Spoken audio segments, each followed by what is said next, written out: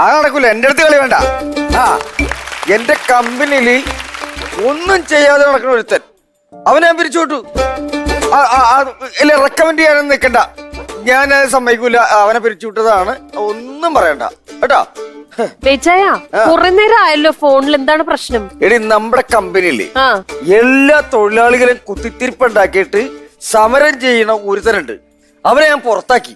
ആണോ? ആ, അപ്പൊ അവന് പിരിച്ചുവിട്ടു.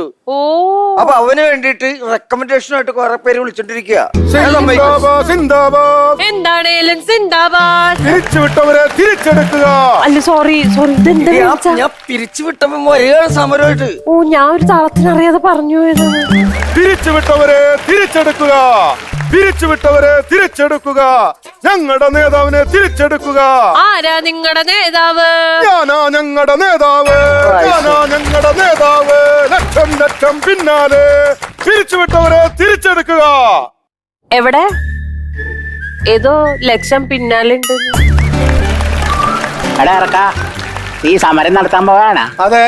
എടാ, സമരം നടത്തുമ്പോ അതിനൊക്കെ ഒരു ഉദ്ഘാടനമൊക്കെ നടത്തണ്ട. നീ എവിടത്തെ നേതാവാടാ? ആരും വിളിച്ചിട്ട് കിട്ടിയില്ല, പക്ഷെ ആരും ഇല്ല. ഞാൻ ഒരു ഒറ്റയാൾ പോരാട്ടം ഞാൻ നടത്തും. എന്റെ ജോലി ഞാൻ തിരിച്ചു മേടിച്ചിരിക്കും. അത് മേടിക്കണ്ട, നിനക്ക് വേണ്ടിയിട്ട് ഞാൻ ഉദ്ഘാടനം നടത്തി തരാം. എന്ത് പണിയാ മെസ്സി? എന്റെ കമ്പനിക്കെതിരെ, നമ്മുടെ വീടിനെതിരെ, നമ്മുടെ ഫ്ലോറിനെതിരെയൊക്കെയുള്ള സമരമാണ് നടത്തുന്നത്. ഈ സമരത്തിന്റെ കൂടെ ഞാനും ഉണ്ടടാ. എന്റെ അമ്മച്ചി നമ്മുടെ വീടിനെതിരെ, നമ്മുടെ കമ്പനിക്കെതിരെയും എനിക്കെതിരെ നടത്തുന്ന സമരമാണിത്. ഇവളെ എനിക്കെതിരല്ലേ?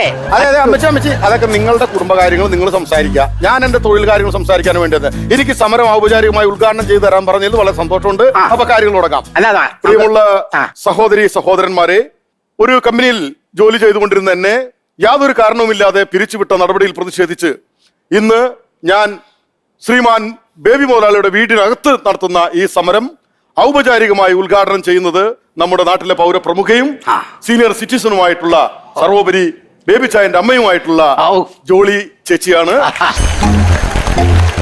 ഈ ഉദ്ഘാടനം ചെയ്യുന്നതിന് വേണ്ടി സ്നേഹപൂർവ്വം ഞാൻ സ്വാഗതം ചെയ്യുകയാണ്.